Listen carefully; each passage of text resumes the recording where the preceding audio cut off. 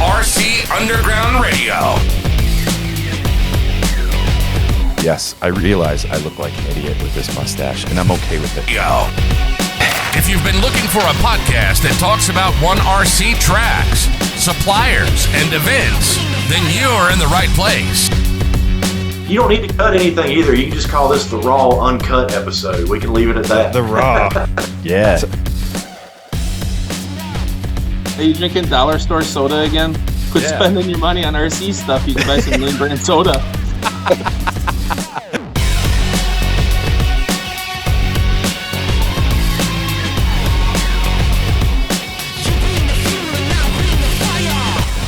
When we bring this guest on, I guarantee people are going to go, are you kidding me? He wrote a song for you. I did.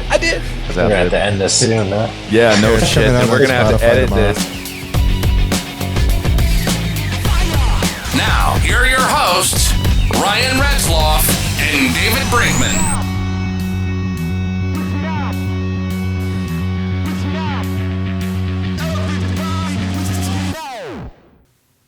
Here we are back again for another episode of the RC Underground Radio. We got Ryan Ratzloff with us, of course. Welcome, Ryan. Hey. And our big guest tonight, we've been waiting for this one for, several races, but we knew it was coming. We've got Aaron Streblow. Welcome, Aaron. Hello, guys. Thanks for having me. Hey, bud. I got to ask you how it feels to finally get your first win at the Underground. Yeah, take some weight off the shoulders, that's for sure. So I've been there 3 times, and I've been close the 2 previous times. So I knew we're close, but not quite there, and just had to have a quick car and have some luck go our way. And I guess it all fell in my favor this last time. Yeah, for sure. So here's an interesting stat that I thought about. You've run 3 races, like you said.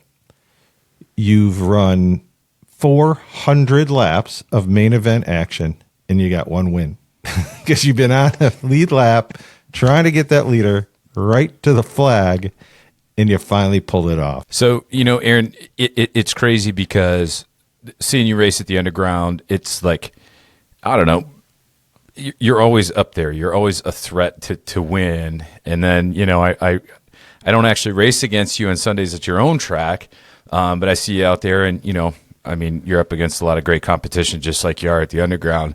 Is it easier to run these 1RC cars versus like what you're running at Attitude with your your wing sprint car and all that stuff, or is it just luck? I'm curious because you're always so darn lightning quick. It's difficult in its own way. Because I only got 2 years on my belt with the sprint cars Attitude on the loose dirt, and that's tricky in itself. But when you get in these 1RC cars, it's a whole different ball game. It's a lot quicker, and everything. 2.5 second lap times. Everything happens so quick, and you got to be on it, and you got to try to stay out of trouble. So I'd say they're difficult in their own way, but the 1RC stuff is, like I said, it's a lot of fun. It's quick. It's when you're on the throttle, it's right there, and things happen so fast with the 1RC cars. So yeah, and we keep throwing stuff at you, man. Every time you come out, there's somebody new. This week it was Paul from Shark, Paul Peterson, and he started figuring that car out. He was in that B main, and at one point he was in a transfer spot. I'm not quite sure what happened. Him and I for a while had a really good battle going, and then I had a little ding with the wall, and I was out. And then so I was looking at my car, so I didn't see when Paul kind of fell out of the transfer opportunity. But I guess Saccone and Murray just started putting the coals on him, and something might have happened. Another person who was there for his second time was Tracy. And Tracy did a good job. He started to get that car figured out by the B main.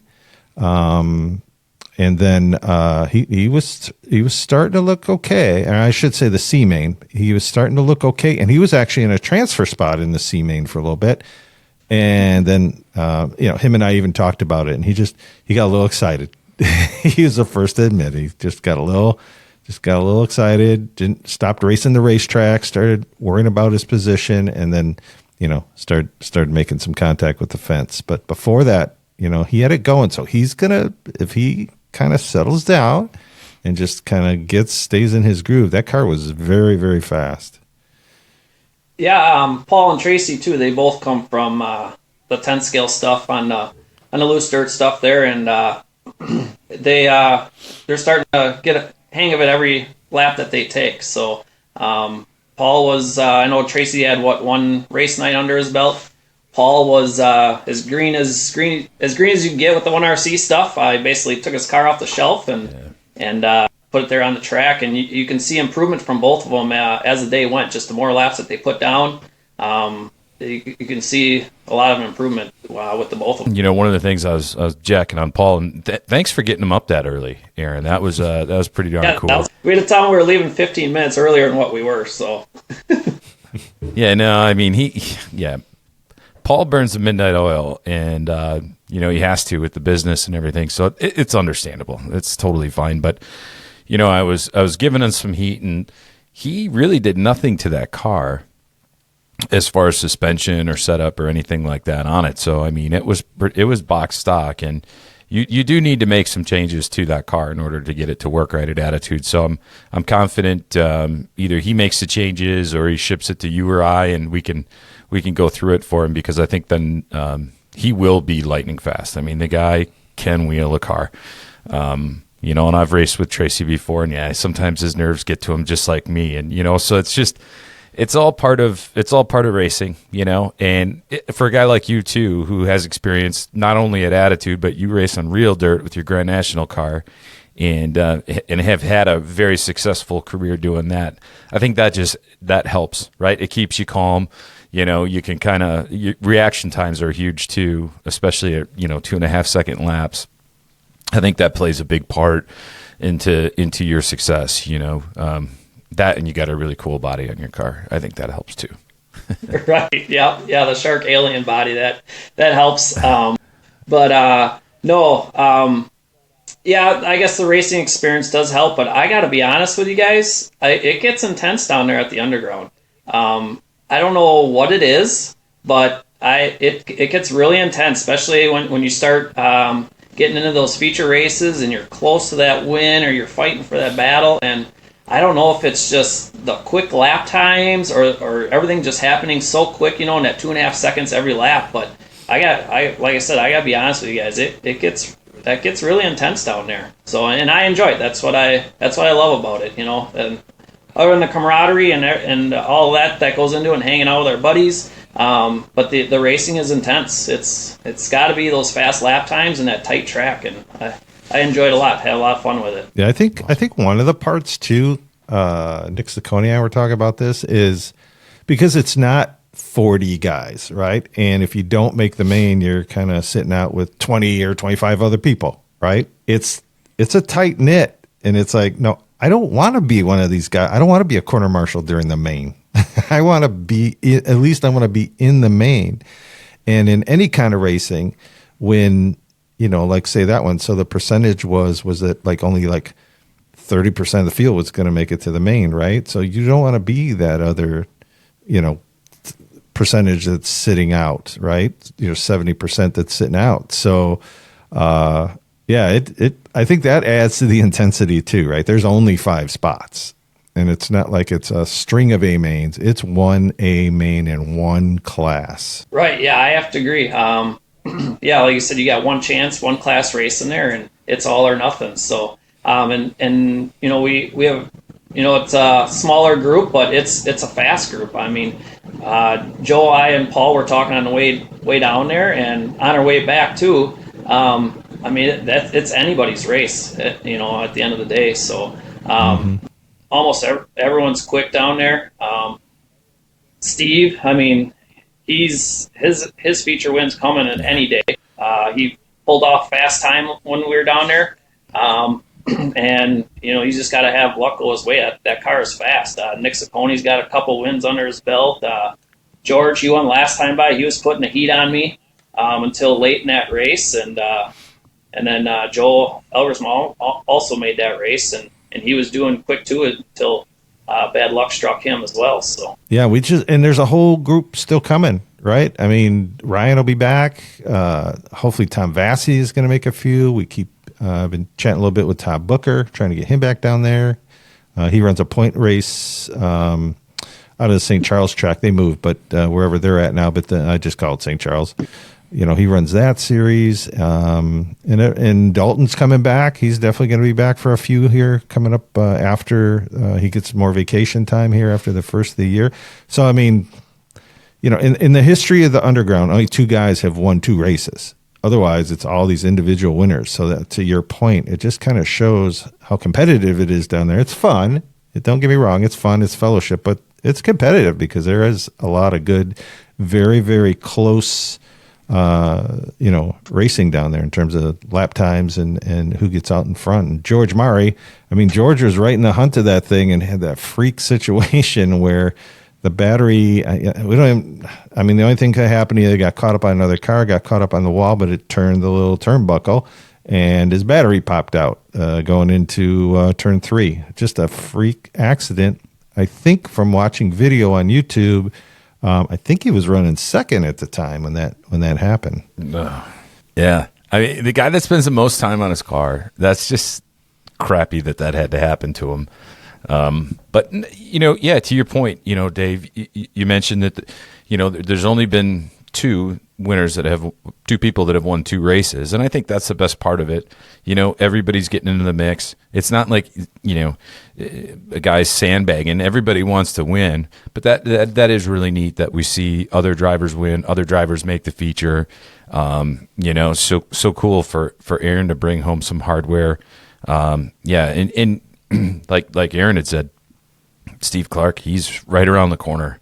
And it couldn't happen to a more awesome guy too, so it just really neat to see different winners every week. It's an absolute blast there. Now we're going to be throwing a little something different at everybody. So the next race coming up in December, it's going to be Holiday Havoc.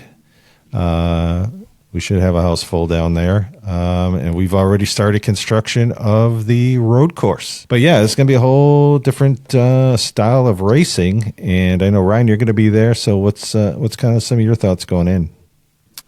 It's going to be tough. I saw just a basic layout of it.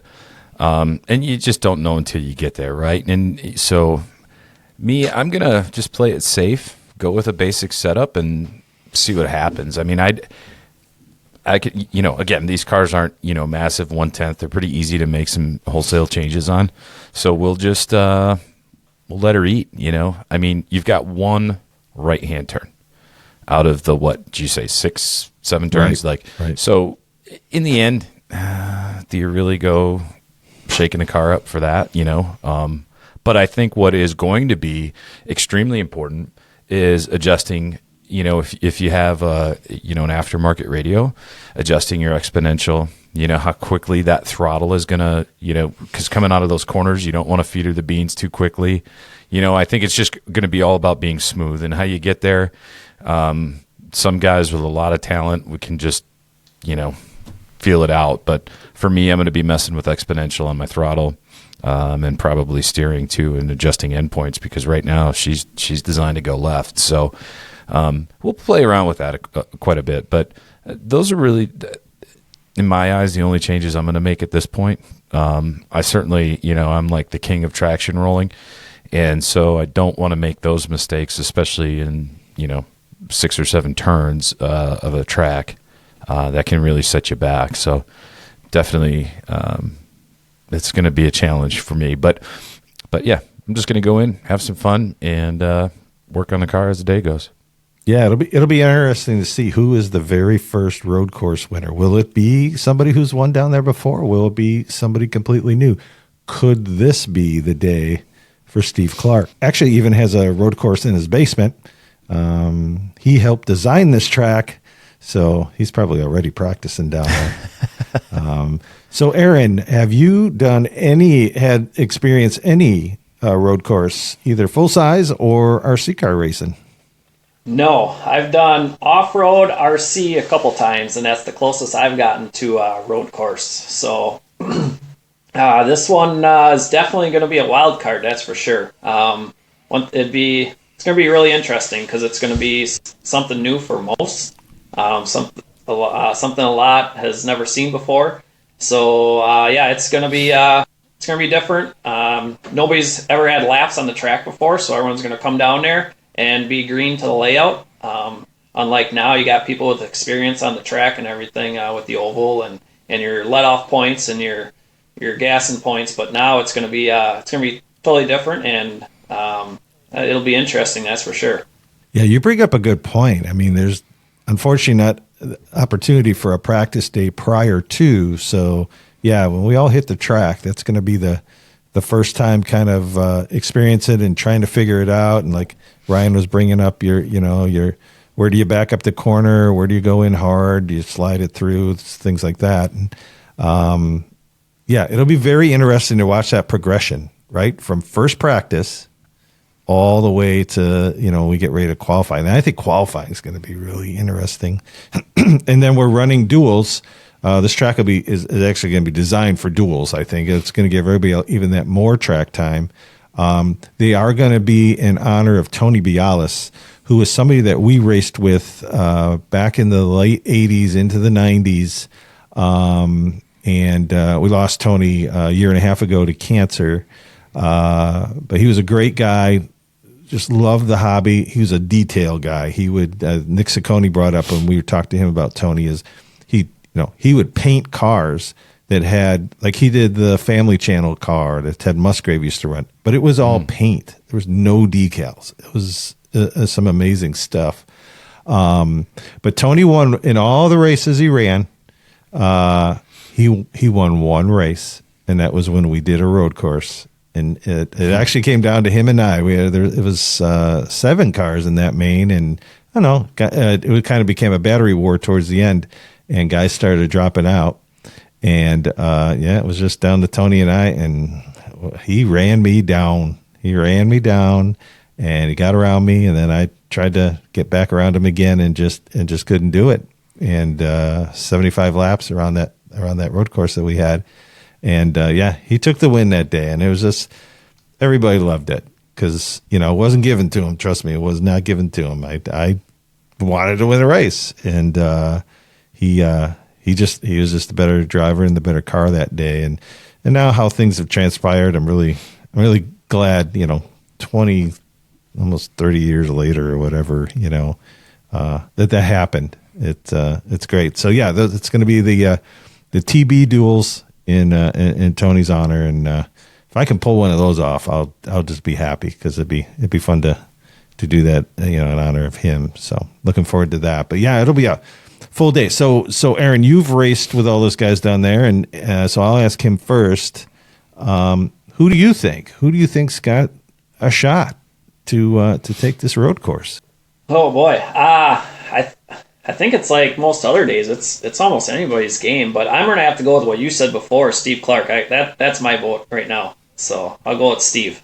Okay. Ryan, how about you? You've raced down there with everybody. I don't want to be a follower. Okay, so love Steve Clark. I think he stands a very good chance. However, I'm going to put my money behind the guy that knows how to make adjustments, that knows what a car is doing, and can analyze and think about things, and that would be Mr. Murray. I'd have to put my money on him. I think he will grasp what's going on with his car and be able to make the appropriate changes, and that will ultimately lead to him being the fastest out there. So, George, right. You're my man. Don't let me down. All right, I'm going to give my pick, and this isn't because I'm hoping for a Christmas present or a better Christmas present. I'm picking you, Mr. Ratzloff, and here's the reason why.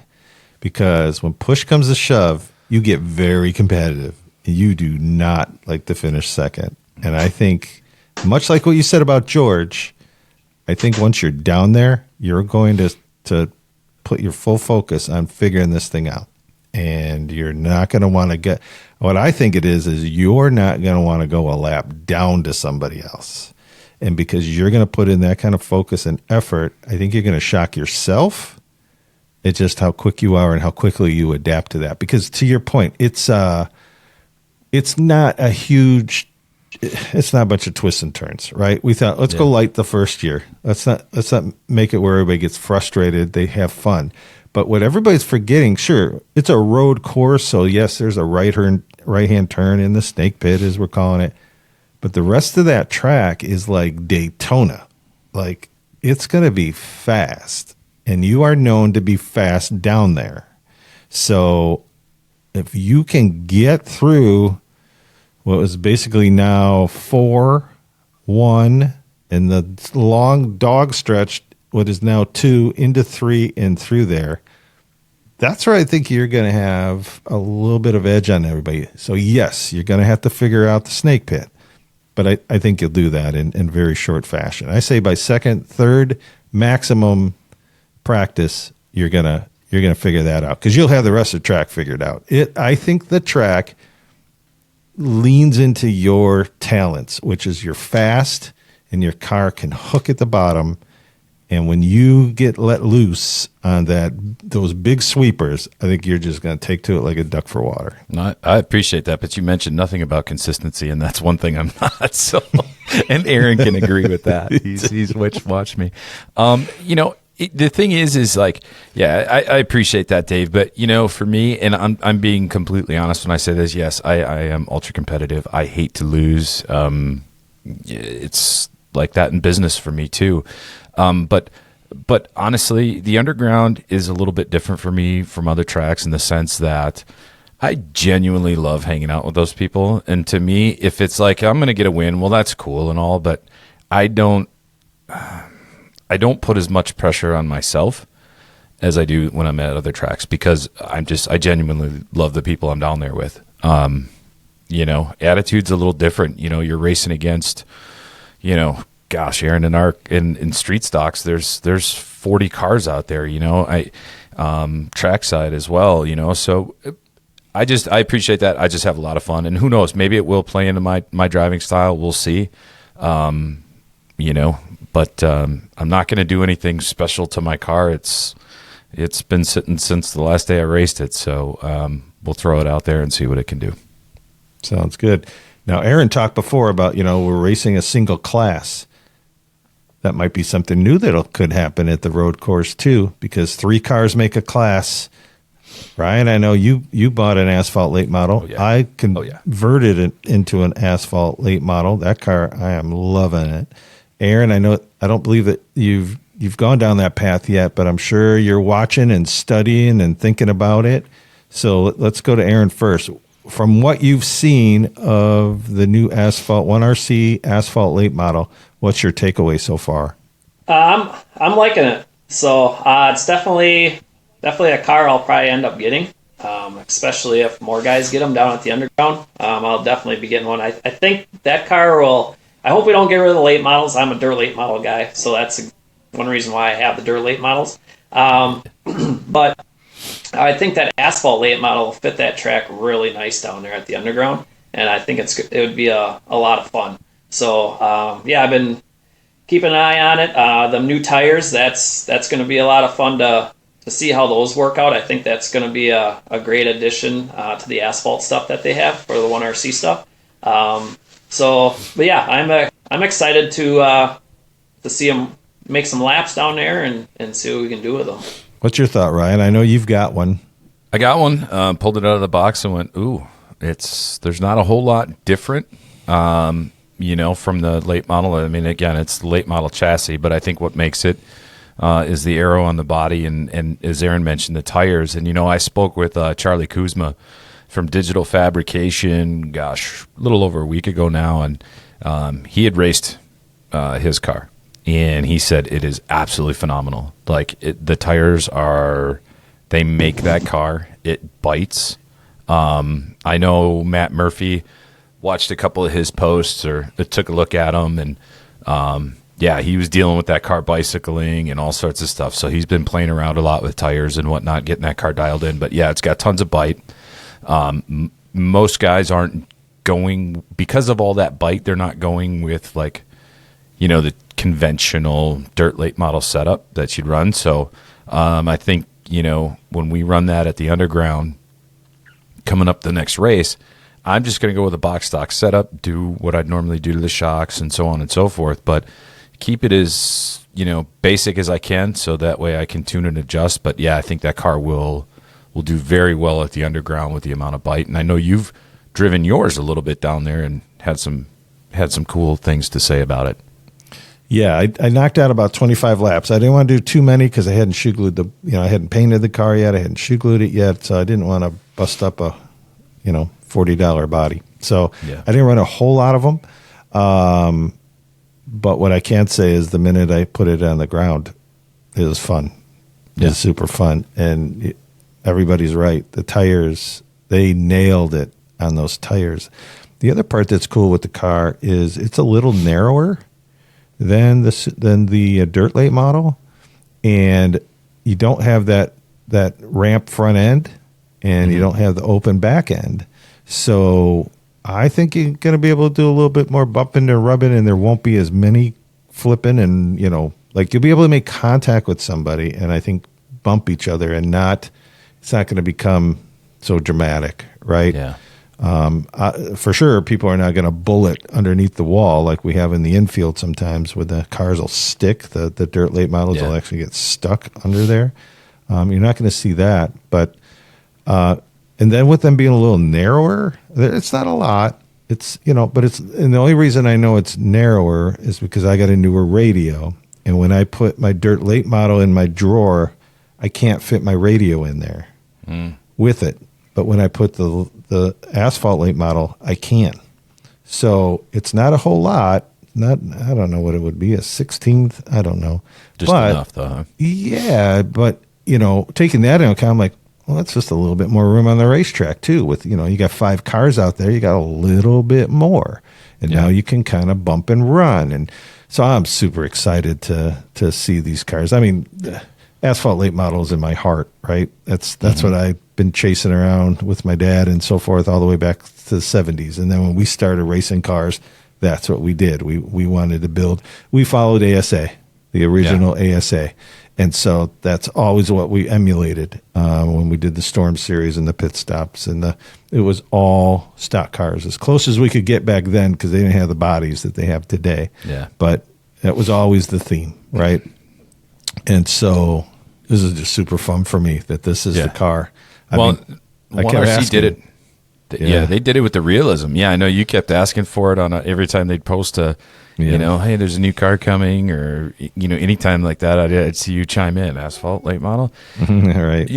It's a neat car. They really put some more consideration in. I think the front bumper is really neat, albeit it kind of on that particular car cuts Charlie from Digital Fab kind of out of the mix a little bit, because it very much resembles his bumper, but he was okay with it after I gave him some heat. But it really does protect that front end, and I think that's very critical, especially the way you're talking, with perhaps a little bumping and rubbing, because it is more of a blunt nose front end.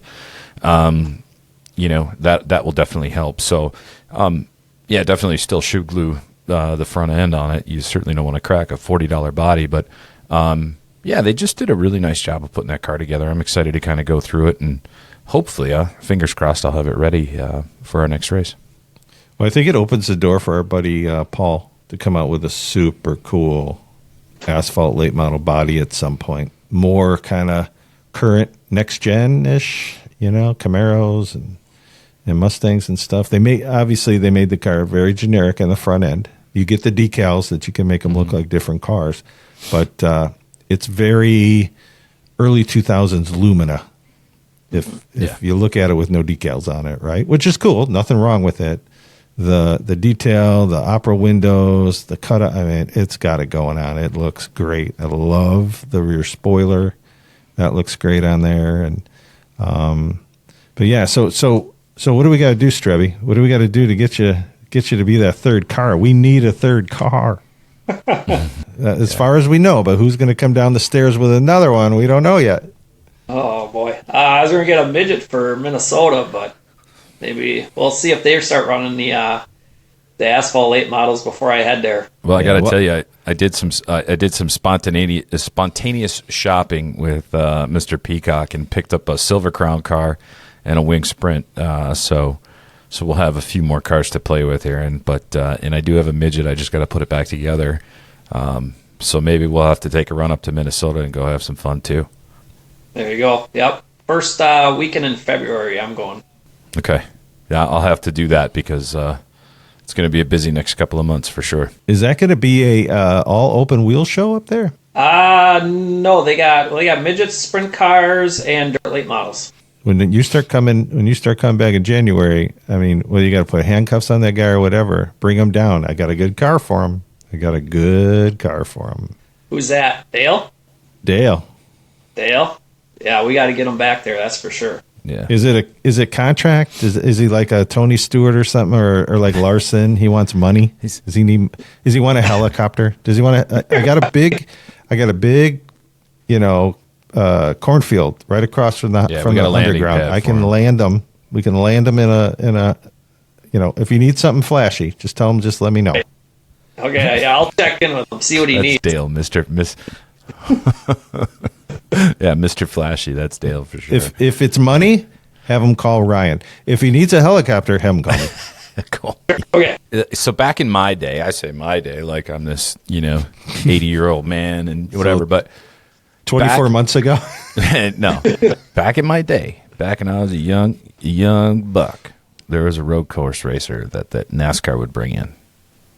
And he was the man. Boris said, I'm going to be like Boris for the oval race. I'm going to be like Boris for this next race coming up. So be prepared for that, gents. Be prepared. I might even look like him. I don't know. We'll see. I might get a perm and rock the curls. I see a T-shirt. Rock the curls. I rock the curls like Boris. Be like Boris. Be like Boris. That's what I'm going to tell myself the entire time. So get ready. I said, you got this, Ryan. You know what? All right. Yeah, I do. Hey, everybody. We had a great conversation going with Aaron, so much so that we said, hey, let's break this into 2 episodes. So we talked about 1RC Racing. We talked about the RC Underground and Aaron's first win. Now we're going to flip the narrative, and we're going to talk a little bit more about Attitude Raceway and what's coming up for next season. You're not going to want to miss this one, so we'll see you again next week.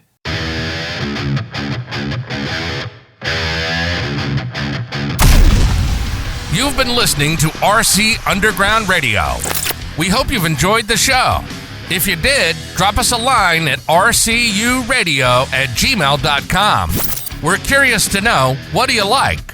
What don't you like? Who would you like us to talk to? Sounded really weird. It was weird, but you know what I meant. We're talking about racing, so... Okay.